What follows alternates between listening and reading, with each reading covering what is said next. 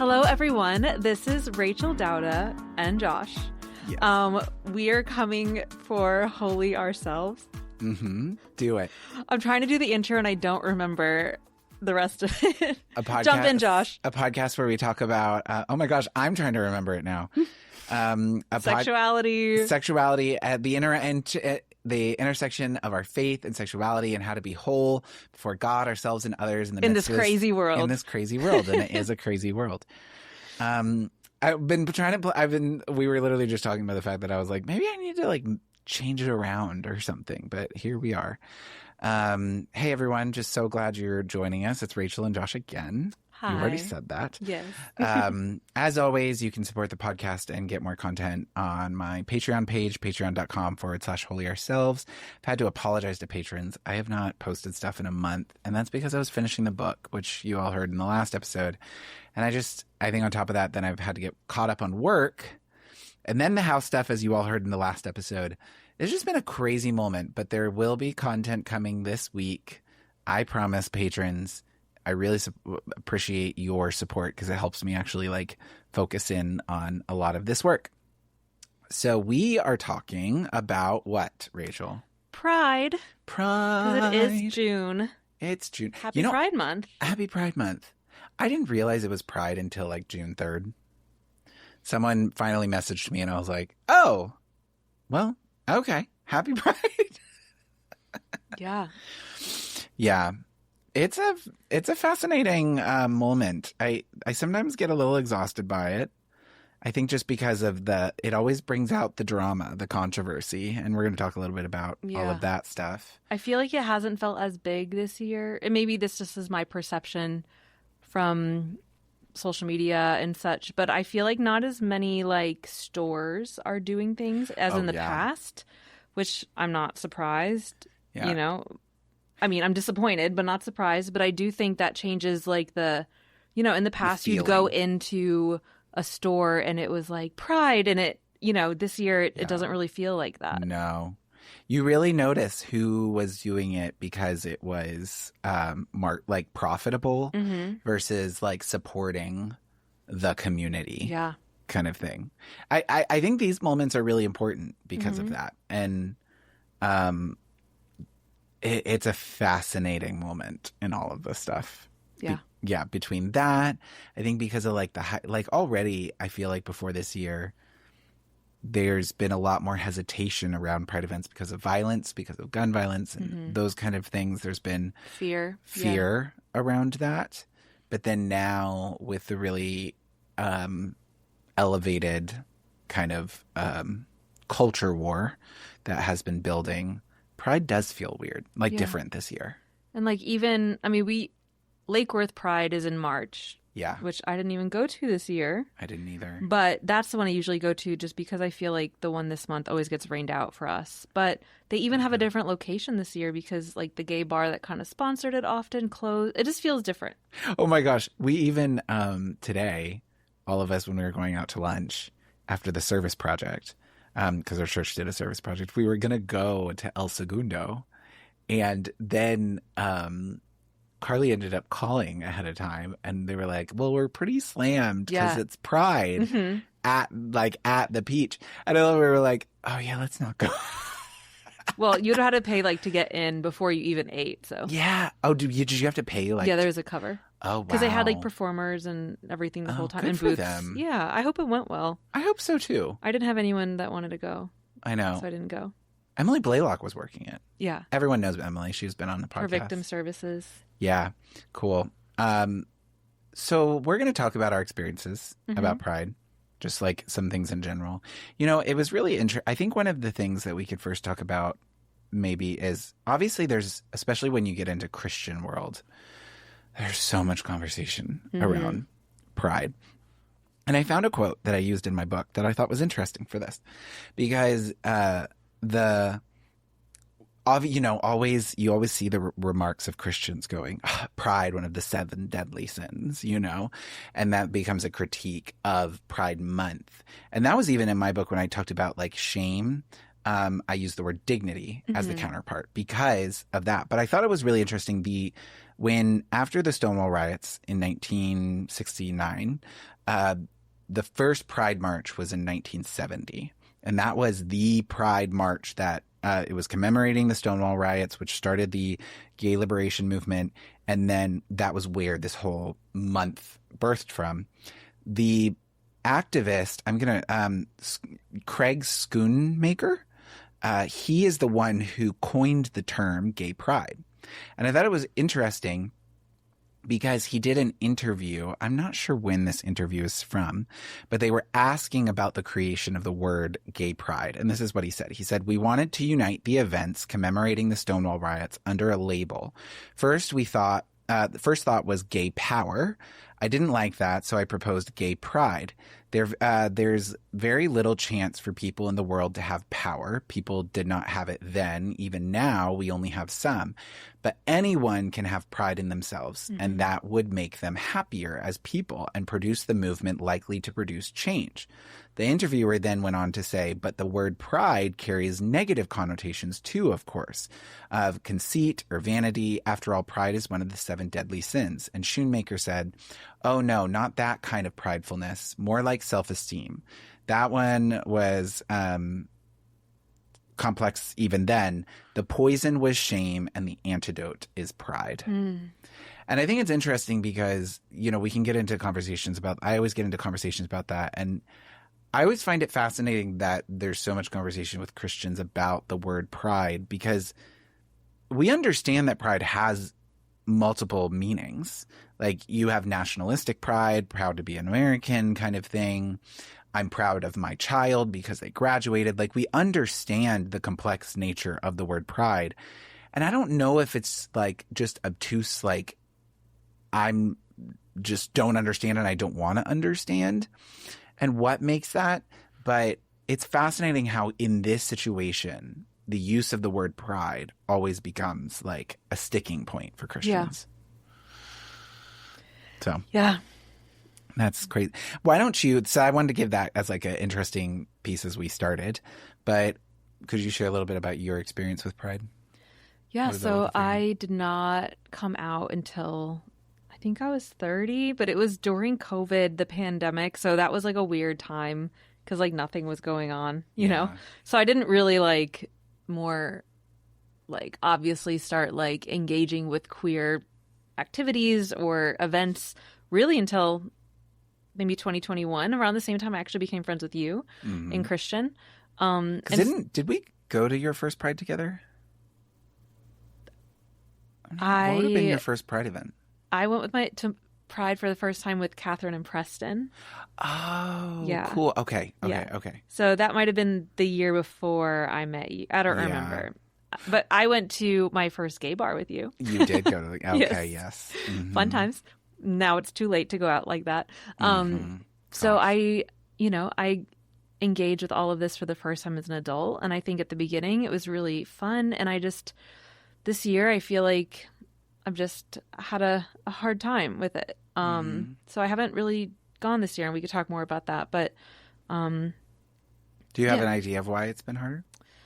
I think what that journey, because you used to be. I remember you had your moment when you were like, you wanted to do every Pride event. Yeah, and I think I loved to do it, and then last year I was dating someone, and they ended things in a really sudden way over text, and it was really shitty.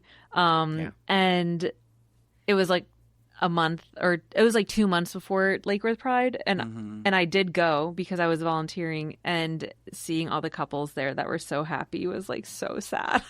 And so I think after that I just kind of started to avoid some queer things, and I also think I was just really tired, and I think, I don't know if we talked about this in the community episode too, of there is, I think, a time where having queer community is so important. And then it kind of shifts into queer community is important, but also I really love my community that's made up of queer people and straight people. And my life being really full, that I just don't have the capacity I used to do all the specifically queer things. And I really wish that they would have more events earlier in the day. I need And I need a drag show that starts at like 5 and is over by 8. Well, Why is everything at 10:30 at night? Well, it's not even just that. There is I think it's getting better, but there is an issue where, and there's been a long-standing issue of so much of queer culture events, both being late. And I think that actually comes from the fact of a lot of it originating in bar culture, because that was the only place, even at Stonewall, where you could really find each other. But then it also revolves around alcohol. It revolves around drinking. There's really often not places to congregate that are not involving that. And drinking culture normally does happen late. Yeah. I feel like. So I feel like it's slowly gotten better, but there really is like a gap and a necessity. And I think that even is one of the things that makes it really hard for younger queer people. Like, I remember when I was 18, 19, I would sneak into bars and was absolutely not allowed to get there. Like, there were 18 plus places, but not like here in West Palm. They were down in Fort Lauderdale. Right. And now at that time, there were like 6 gay bars in West Palm, which is crazy to imagine. It's crazy that there were more back then than there are now. That's a whole conversation. That there are actually less queer spaces now than there used to be. But I think that I struggle with it too. Do you remember like when we were trying to go to Propaganda? Yes, to support a friend. We wanted to support a friend. Emily Blaylock. Yes. We love you so much. And a lot of our friends said they'd go, and then me and Josh were like the only people that showed up. We stayed for like 30 minutes, and then we were the only ones from our like group, like from our group. I mean, there were it was a packed people. Show, but like of our friends that were going to go. Yeah, but we were like, we're going to do this, and it was like 11 o'clock, and that was the craziest moment where I was thinking about my young 20-year-old self would be so ashamed of 35-year-old Josh, because I used to be the person who I would like. 10, 11 o'clock was when I was starting. Yeah. Like 4 a.m. would be the ending point. And just, I would go out and I would have fun. And I, like, even now, even staying home sometimes, I'm like, God, it's 11 o'clock. I'm tired. Yeah. And like, I still am a night person, but I'm a night person in. Yeah.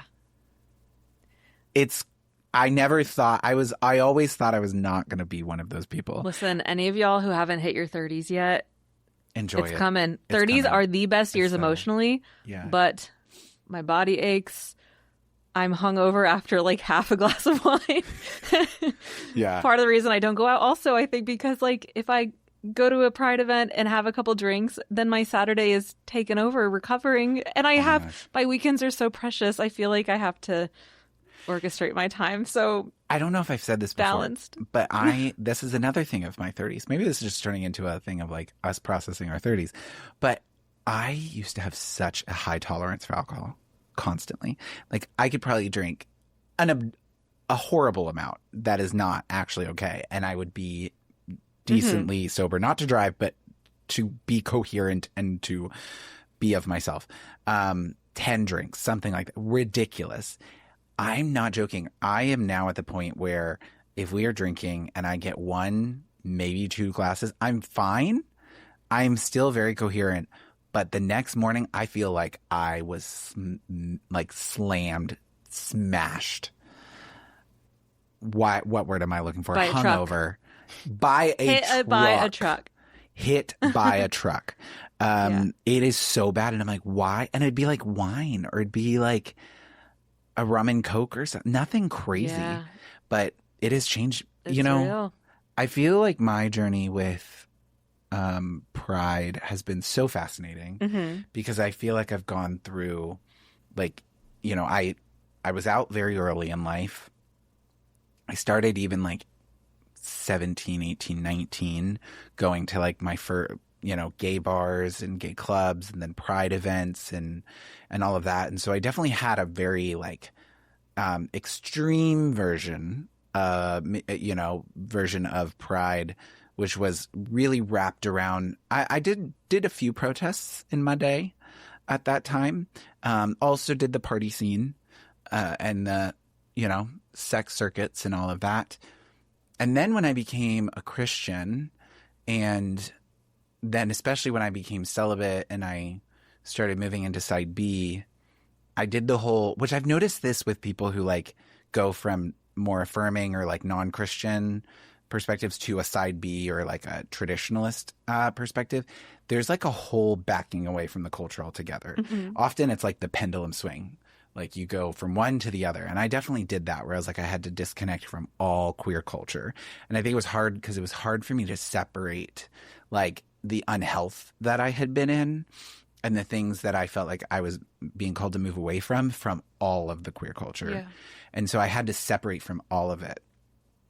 And then it's interesting that I would have moments of thinking about going and, engaging, going to a gay bar or something just to be back in the area. And what really actually changed it was the Pulse nightclub shooting, Mm-hmm. because I was actually I was thinking about going up to Orlando for Gay Days because it happened during Gay Days, Yeah. which is happening this weekend. I had the idea of going up, and I think that both kind of freaked me out that then Pulse nightclub shooting happened. But also I think it woke me to like caring for the community and having to parse through some of these things. And that's when I really got into like theology and trying to figure out what I believed. But so I feel like it went from a really crazy experience to like no queer culture, no Pride Month at all. And then I kind of slowly came back into, I feel like I had a second wind of that, like, oh, I need to do all of the things. Because as I was able to parse out the understanding of like the goodness and beauty of a lot of queer culture. And with that, also being able to understand that even as a side B person where I see things in some of the queer celebrations that I'm like, I don't necessarily agree with, I can see the desire for dignity, as like the quote was talking about, like that this is not about like sexual like exploitation or like anything like that. This is about having dignity where where there's been shame previously. And I think that's even why I got so big into my favorite queer symbol is the pink triangle, probably more than even the rainbow. Yeah. Because so much of that is about dignity in the midst of suffering. And so I went through a lot of that. And then where I think around the time we met each other, I was going to a lot of the different events. Well, I think it was also, you had recently moved down here Recently again, come back. and you were showing Christian, and like it was fun too. I was surrounded by a lot of people who were newer to queer culture because there was like you were kind of exploring it. Christian was, Nathaniel, like there were so many people around, and it was kind of fun to be able to help people experience it in a way that I had just like thrown myself into without any guidance. And you like knew the area and like kind of the logistics, and so it felt like safe to go with you as well. Yeah. So that was kind of an interesting thing. And I think as now everyone around me has kind of had their experiences. We need some baby gays to like come out so we can like do this again. Have the energy to do it okay? again. Okay. We're calling them out. Calling the baby gays who need because that was it was both healing and also interesting for me to show different people it, because I felt like I didn't get that. Yeah. And I've talked on that about in podcasts before, but it was really cool to be able to be like, yeah, here's what it's like. And then even this past year, it's been really interesting to do some protests, which I hadn't done since like earlier. Well, I did the 2020 protests after George Floyd, but then before that, I hadn't really protested since earlier in my 20s. So it was interesting to have some of these experiences that were in a much different light than they had been in my 20s related to these things. One thing I will say is like, one thing I really do love about Lake Worth Pride, and I live in West Palm Beach, but a lot of our community lives in Lake Worth, and Lake Worth is very close. Yeah. And so, and I think it's technically Palm Beach County Pride, isn't it? I think Lake Worth is. Maybe. Anyway, continue. But I love how it is a daytime event, and daytime. and it is very like family friendly. And I think what I love about it is And like that's the kind of pride I wish my parents could see, because like, or like all the people that are like, oh, pride means people are out having sex in the open. It's like, Yeah. no. And so this event, like the parade is so fun, but you have people of all ages, kids, and it is such like a joyful small town type feeling event with like live music and booths selling things and food trucks. And they had like a big wedding where people could get married a couple years ago, I think. And it was just really sweet how many like older couples like got married. And so I really do love that. And I want to support things like that so they keep having them for sure. Yeah. But I think also one thing that's challenging with Pride, and I don't even know where I'd find it, but I saw a post on Instagram. I think it was like a poem where this girl was talking about like, for her, like being a lesbian is one of the most, has brought her more joy, but also like more pain than anything else. And I was thinking about that, like how connecting to myself and understanding this part of myself and like loving women and like being gay has been such a beautiful thing. And I feel like it's been so healing. And I really do love that part of me. And at the same time, it is so complicated, not only connected to like, when I say connected to faith, I don't mean like I'm questioning my faith, but like how other people see my faith as a queer person. It, like I have grief around that, but also it carries grief of like, you know, I'm going to be 36 and I'm still single. I thought by now I'd be like married with kids, you know? And so I think there's grief of like, if I want to have a baby, which I do, it's like a lot more complicated. And like meeting people can be challenging, and just like, it feels like we're going backwards in a lot of ways in our country with rights and just like a lot of like, you know, they talk about queer girls, like the yearning is intense, the longing is intense. And so I think Pride is so like, I want to engage in it, and seeing couples and people dating and happy. And I'm sure a lot of maybe side B people can relate to that too, probably even deeper, because for me, there is like the hope of like, oh, I still have hope that I can get married and have a baby, you know, but seeing others in those spaces, I think sometimes, because I'm already like in a very emotional Enneagram 4, who's already kind of depressed all the time, often, especially this year, circumstantially, events in this country makes it stressful. But being in these spaces, I think, brings up a lot of sadness this year. And it's like I don't have the capacity as much to deal with it, where in the past maybe I would be able to like feel hopeful or push through, if that makes sense. Yeah. It definitely is more complex. I think it's also just, like you said, the cultural situation of it all. Mm-hmm.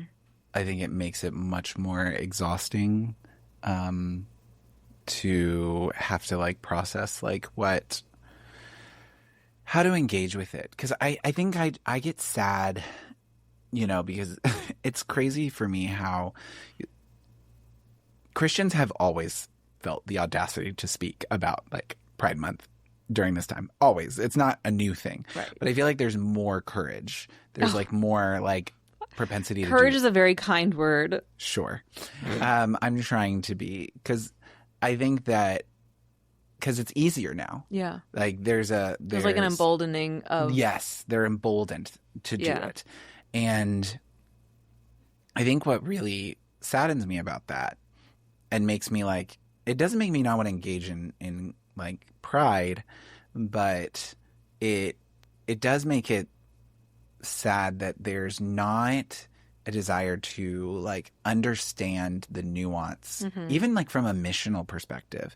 Because like, have you seen that GIF that it's not as, I haven't seen as much this year so far. Granted, we're only in the first week of June, but last year it was really used a lot, where it was like Pride Month together, and then it took away the letters on the side and it was like demon. Oh, I saw that today. Oh my God. Gosh. And I'm like, this is that random things that Christians will do where they're like, see? We could take so many different words and spell different, like.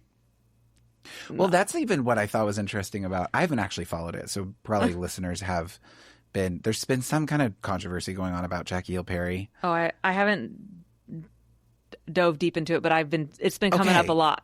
Yeah, something about something she said, and something about something being demonic about Prime. I don't know. And actually, Jackie Hill Perry is someone I really respect, because I feel like she does engage with a lot of like nuance in things. So I haven't paid attention to it, but I think really the people who are like really staunchly like speaking against pride, I'm like, can you not see that there's nuance here? Like there's people here who just want dignity. Like they just want to be able to have families. They want to be able to share health care. They want to be able to have rights to know that they're not going to lose their home. Like these are the things. They want to be able to use a bathroom.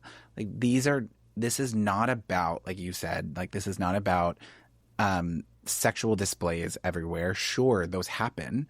And I'm one of the very first people to be sometimes, I think, modern, like current day pride events.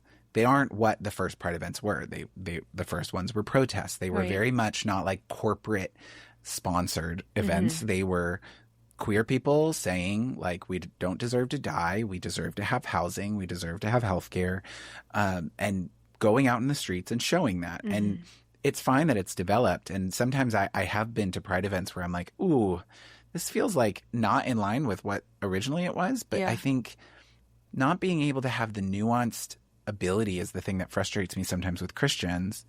And I think then also the culture piece sometimes makes me hesitant. Like I shared with the patrons how it was a process for me with putting like pride, like rainbow, like a rainbow flag or something even on ours up for us. I listened to that episode. Yeah, it was interesting. So, yeah. Yeah, and I think I've seen a lot of people posting, even like a lot of Christians posting online. And what's hard now is like, is this a bot or is this a real person? Oh, I don't God, know. yeah. Who knows? How it's like, well, it's about lust. It's not about love. And I think that even feels really sad. Like the idea that some people have that like queer people that are in relationships, love isn't, it doesn't have love. It's just purely lust.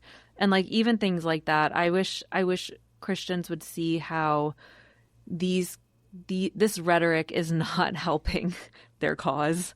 If anything, like as a therapist and as someone who is dating, like so many queer people have so much trauma and pain connected to their faith, whether they have deconstructed or just never were Christians and just hear other people talking. And I want to be like, when you all post things like that or say things like that, it actually doesn't help. It doesn't help. At all. No. Okay, we need to talk about the article you found. Oh, good Lord. Oh my gosh. So apparently there is a Christian man. Yep. Man claiming to be a Christian. I'm actually not even going to say he's a Christian. He's claiming to be a Christian. In LA. In LA. Which is interesting because this is not like a very conservative place. Yeah. And he is suing his work because he had to see a pride flag coming in to work. So I guess he works for the government or some sort of agency like that. And they hung a pride flag in front of their building. And he is suing them for, I think, like emotional damages and a what's it called? Not a harmful workplace. He's suing them for. Yeah, it's LA's Department of Public Works violated his constitutional right by making him come to work during Pride Month.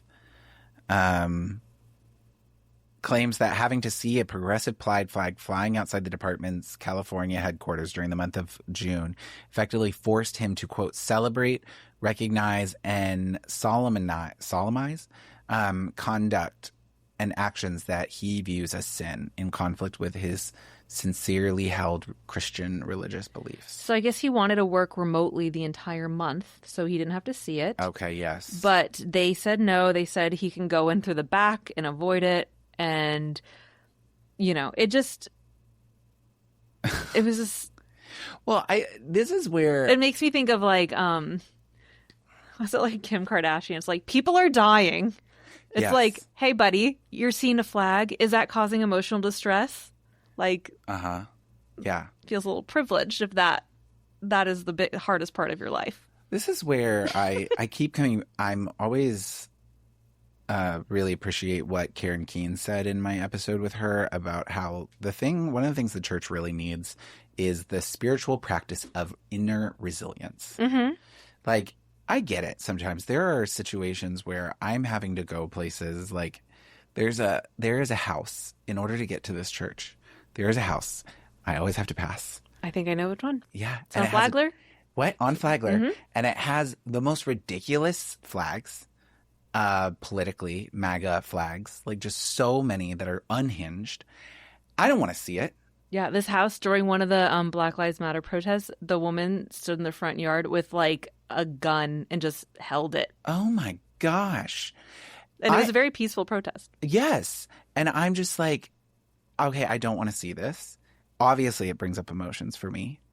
But at the same time, like, it doesn't affect me. Like, it doesn't, I go on my day with it. And what, none of this of going now, like, I have to, you know, I get it. He's trying to probably prove a point or something, you know, like, whatever. But this is like the fragility, you know, that happens with Christian, because the funny part is some people would call this Christian persecution. Well, that's what he's calling it. Yes. Like completely insane. You know what's Christian persecution? When I worked in Colombia and we had churches that the FARC would tell you can't collect tithes because you're a Christian church. That is discrimination. I need churches to better understand this. And how, like, when you look at the Sermon on the Mount and how Jesus speaks to these things, like, Jesus's thing is don't sue the Roman government because they made you walk a mile. It's like, no, go to aspect. Like, this is where Jesus's ethic is so reversed of the way that we engage. It is this humility thing. I am awful at it. We all are, and we're growing in it. But this is, the fragility of these kinds of things. It really shows this in it. Well, I think also American Christians, there can be like a persecution complex thing where, like, I know it can happen in America, but, you know. Yeah. Well, and I'm always interested to, I know that there's a lot it's of like just because you're reasons. Uncomfortable doesn't mean you're being persecuted. Yes. The same way, like, just because you're uncomfortable doesn't mean it's a traumatic situation. Like, it's like seeing a pride flag, that is not persecution. No. That is called discomfort that you, like, go home and journal about. You process. You don't sue it. Yes. Your job. It's okay to have a big strong feelings. Yes, you can have big feelings. I see certain flags and hats regularly, and I feel rage inside. Yeah. I wish I could sue and make some money, but instead I just rage journal. Yeah. And go to therapy. Well, and what's super funny is I have dealt. I'm so holding many back times. so many feelings. Oh, you're welcome. They're all welcome here. You can have big feelings here. I do have big feelings all the time. What's really fascinating about that, because that's obviously a whole thing in of itself, like the American Christian, like obsession with persecution. Yeah. And what I think is really funny about it is I've had multiple people in my life where I've like called out different discriminations or different like things that are said. And I've been told, or I know other people have been told like, oh, you're living with a victim mentality. Now, the interesting thing about the whole victim mentality, like experience, it is a real thing that I've experienced with LGBTQ people. And often it comes from you've experienced real victimization, and without processing that and without all of it, it can make you hypersensitive to anything that feels like it. And then you end up like calling out things as victimization that are not victimization. Yeah. And it's because you haven't dealt with your trauma. But it comes from real victimization. Usually people with a victim mentality, whatever you want. I hate the word, but it's the word we're using for it. But like the hypersensitivity to uncomfort in these things comes from real victimization. What I think is fascinating about the American Christian victim mentality, because it really is a victim mentality. Because it's the majority. They're not used American to it. Christians are the majority in this country. It is not true. They're not marginalized. Like it is like they are running the show in many ways. And so I'm like, maybe it's just that they haven't like built up the muscle to know what like victimization is in it, because it's a real thing. And I do think it goes back.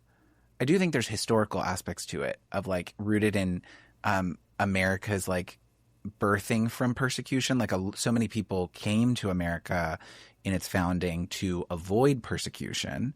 And so therefore we've had this obsession with persecution since our founding. Mm-hmm. But there is something really big nowadays in American Christianity. And I do think it's that they've never experienced it. It's just interesting when I see people talk about, like, you know, well, the Bible does say, like, they hated Jesus, they're going to hate us. And I was like, they hated Jesus for different reasons. Yeah. People dislike a lot of Christians because they're 'Cause not they're acting jerks. like Jesus. Yeah. Like, that is not persecution. That is, like, calling people out. People, like, if American Christians were, like, truly feeding the poor, caring for people, serving, you know, marginalized, and people were, like, hating them for that, that would be more in line with, like, them being hated for the reasons Jesus was than, like, oh, like, we're being persecuted because we have to look at a pride flag on our way into work. Exactly.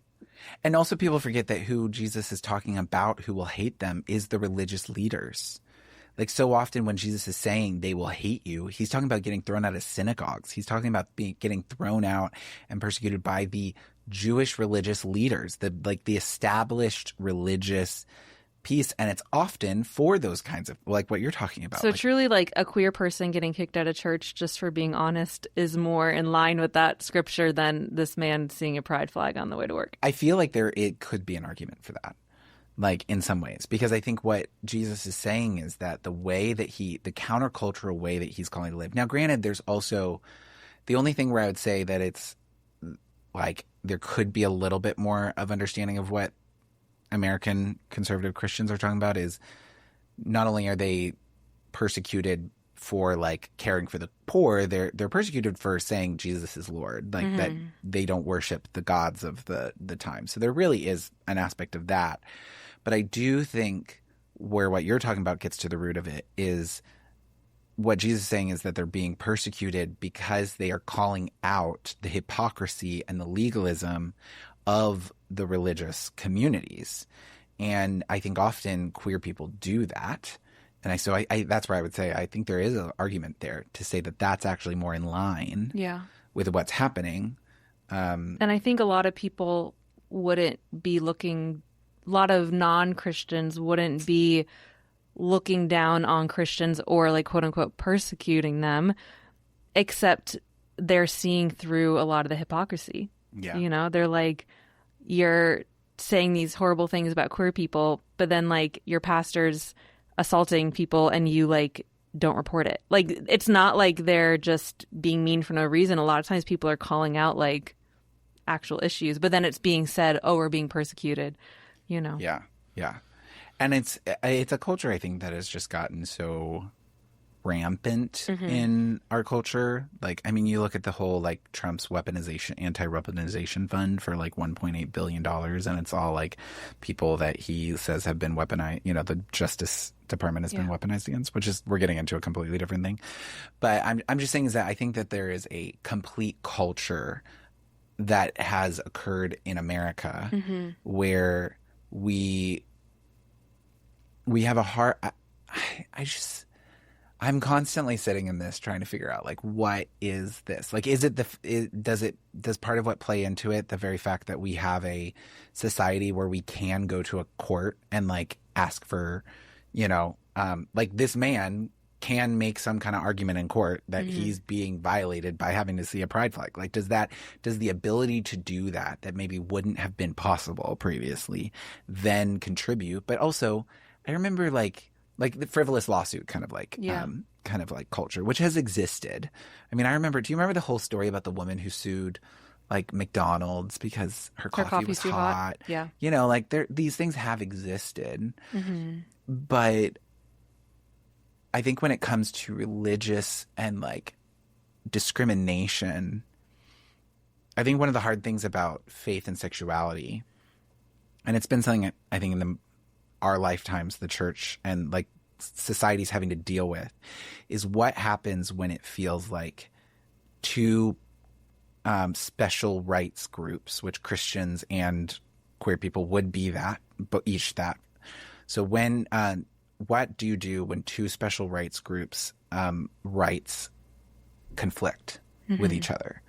You know, like this is like the whole baking a cake, you know, kind of question, like whose rights supersede the others in these ways. And I wish that rather than engaging in that conversation about whose rights and trying to argue that our like Christian rights supersede it, I wish Christians could take the posture of Jesus by going, we're going to lay down our lives in this way rather than we're going to fight to not have to bake a cake. Yeah. And I think there's like I really do believe a lot of Christians are like, do believe that they're doing the right thing. Like I want to be clear. Like I grew up in the church. I still am a Christian. Like I really do believe a lot of people, like good people, believe that they are being loving by calling out because they believe they're saving people from hell. However, we've both been there. Yes.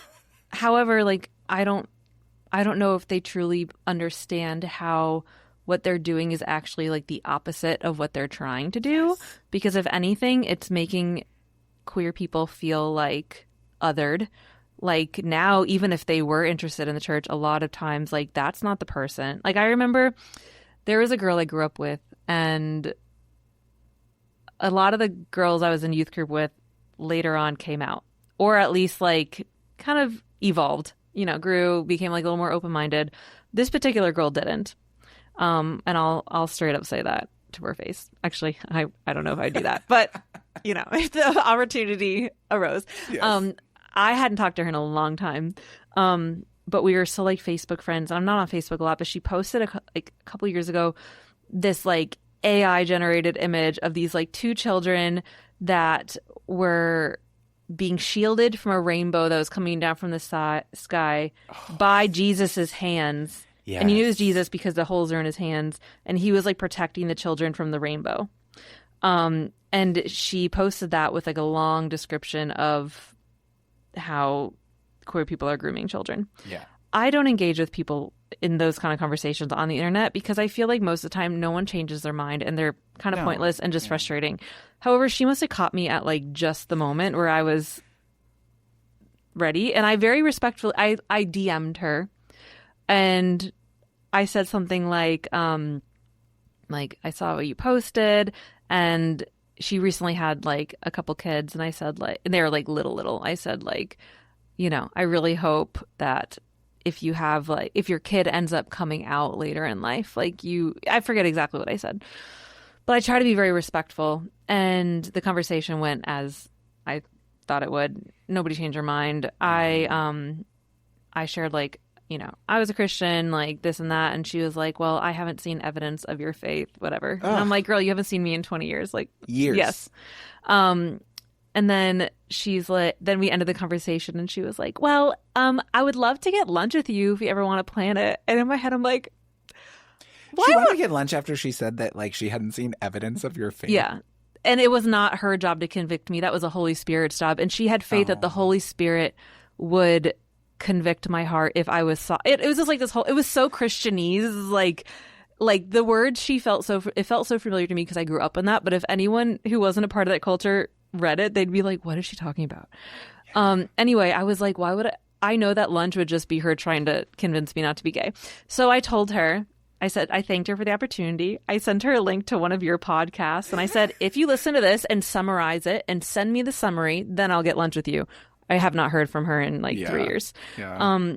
But you know, that post with the Jesus's hand, like it's like, I don't know, like I genuinely believe she probably had like good intentions of inviting me to lunch. It felt manipulative and like some bait and switch there, but like a lunch with her, that would never convince me. If anything, that would make me gayer.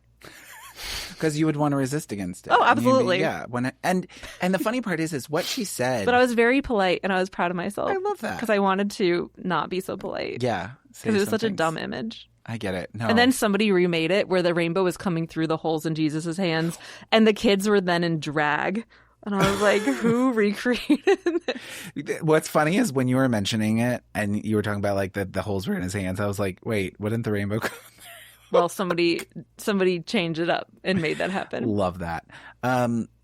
the funny part is what she said about like I'm not like here to convict you, the Holy Spirit. Like, okay, I agree with that. Mm-hmm. Like, it's something I tell churches all the time is like, hey, you don't have to tell the person. But the funny part is, what? But it was very manipulative the way she said it. And also, like, even if let's say I'm talking to someone who I am feeling that, like, okay, listen, we disagree. It's not my thing. That's something for me to process internally. Nothing is going to come except for a sense of entitlement if I were to go to someone and be like, well, it's for the Holy Spirit to convict you. Like, because it creates this sense of like snobbery and honestly pridefulness. Like, talk about actual pridefulness. Yeah. Is that. And I had something else I was going to say in that, but I want to commend you because I think that that's really hard. And I think what's really challenging about this, now I remember what it was.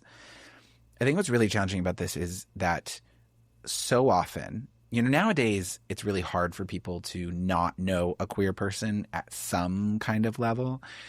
But, or if you think you don't know any queer people, trust me, you do. They just don't feel safe enough to tell you yet. Well, that's like because I've even told that to pastors when I've like gone and talked to pastors. And I was like, well, we don't have any queer people in our church. I'm like, how big is your church? And they'll be like 100. I'm like, you do. Statistically, you got more than one. But the problem is that do they feel safe to tell you that this is their story, wherever they're at on the journey? And that speaks more to the space that you have for them to speak up rather than that if they're there or not. Yeah.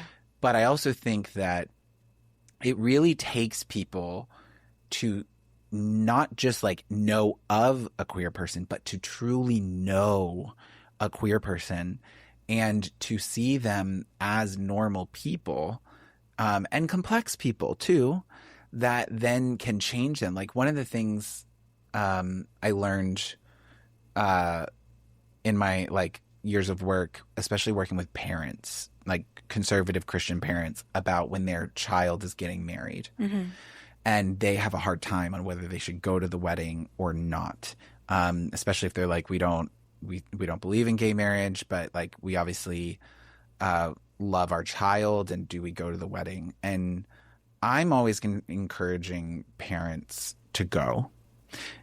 And ultimately, one of the things that I've learned to say from one of my mentors is that let's say it is wrong, like to go to it. I honestly think in many ways it's worth the risk of being wrong for one day to hold a relationship with your child. Because if you do not go as a parent, you're so often that's going to be the end of the relationship. Yeah. And it's like, it's worth having the humility and the trusting in God to be wrong for a day, while also believing that you're doing it not out of like disobedience. You're doing it out of love for your child and care for your child. And so I think a big shift that often happens is like, it's hard to convince someone out of that. Like, they have to know people and they have to love people and they have to see them as humans. Yeah. It's, and I even think like I'm a sinner too. Hate the sin, love the sinner. Like that. Like that even doesn't feel. I don't know. I feel like. Well, it's only ever used for queer people. Yeah. It's never used in another situation. No.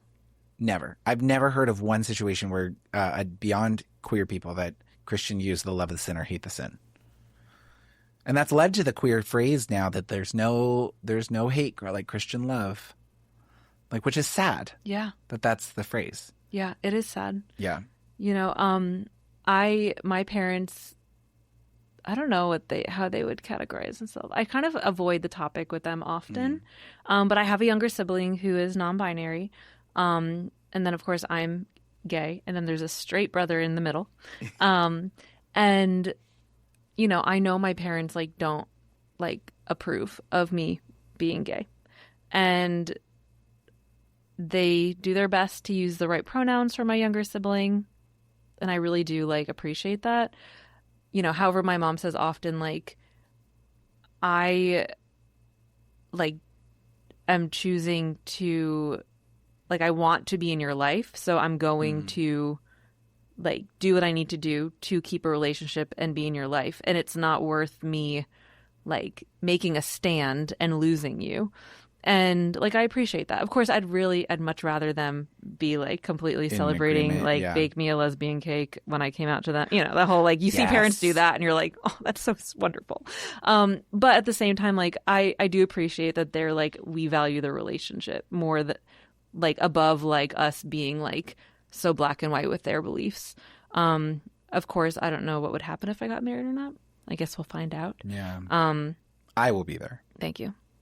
Thanks. Yeah. Wouldn't be my first gay wedding. Yeah. That's always an interesting thing also for side B people. I think that is fascinating. But I wish there could be more I think as a side B person, I wish there could be more processing. Like I have a lot of respect. The people that I will never shame about like feeling complex about pride is like side B same-sex attracted people who I really think it's like important to have the space to just like, if you don't feel like you should go, if you don't feel like you can go, that's okay. It's totally fine. God, we're exhausted by it. That's why we're not going. Like it's okay to just not go. I think I want to emphasize in that I think for me the biggest thing has been straight people who've decided to like they like act in this way. Yeah. Granted, even sometimes I'll get some of these like, as I say, like ex-gay people who are really like loud and against it all, and I'm like, y'all, can you please calm down? But when someone's processing of themselves, like I get the challenge it is, because we've had that where people like you're told so often your faith is questioned so often as being queer, that we really value our faith and you want to take it seriously on like how do I engage with my faith and also my story and my identity and my sexuality. And it takes time to figure those things out. But also it's like, I think after a time, kind of like what you were referring back to with the community episode, there's a time where it's really important. Like these things are really important. And it's not that they become less important, but they find their place. Yeah. I think in your life. It's like everything kind of shifts into the place. And I also think it could be like seasonal. Yes. You know? Yeah. Like maybe if I was in a relationship, it'd be really fun to go to Pride. But right now it just feels sad. You know? Yeah. Yeah. And I'm so grateful. Like I have like I know you and Christian and like other friends who are side B, because like to be able to hear like the feelings and thoughts around like these kind of events and like the complexities. And I'm really grateful to like listen to that perspective. Well, I'm so thankful for you and even our side A friend, because I think one of the things that actually I love being side B. I'm happy with where I'm at. I obviously think it takes a lot of nuance sometimes, like having to think through a lot of stuff, and often everyone is in their journey. And I think one of the things I often appreciate about like our friendship or like others is, as someone who's really processed a lot of those things, like those are not the things that I process in my life. Like I'm pretty good with where I'm at. It's good to be around people who it just feels natural. Like we've talked about, we never really think of our friendship as like a side A, side B friendship. I only think about it when we're doing these podcasts, because that's the only time we talk about it. Because our friendship just feels natural. Josh isn't trying to convince me constantly to change. Not at all. Which I appreciate. I think I put up that boundary early on. Yeah, totally. I was like, I don't want to talk about that. Yeah. Because I was afraid you're going to invite me to coffee. I know. But you never did. No. I mean, you invite me to coffee, but not to try to change my mind. You. No. The only thing I've ever done, like the whole coffee thing, was I decided to like claim it. And I would, when I was trying out churches, even Providencia, I would ask the pastor out for coffee. That was my like reclaiming of it. Like, I'm going to ask the pastor out for coffee before he has a chance to ask me out for coffee, and I'm going to control the conversation. So there's Semler. Oh, yes. Did a song about what it's like as a queer person to be asked to grab coffee by someone in a church. And it's really interesting. Like how it's kind of an experience a lot of people have of like, almost like a bait and switch of like, oh, this person wants to spend time with me. And then you get coffee and you're like, oh, they're like calling out my sin in love. But it actually feels now like I'm trapped in this coffee shop with this person. You know? Yeah. There's like a guy who used to do reels of like, he probably still does, but he did a few where it was like when a pastor asks you out to coffee and he'll be like, so here, this piece, that's why you're going to hell. And it was like what it feels like sometimes to go to these coffee. Yeah, because it feels like you automatically are having to defend your yourself. faith. Yeah. And I think in some ways I'm used to that, sadly.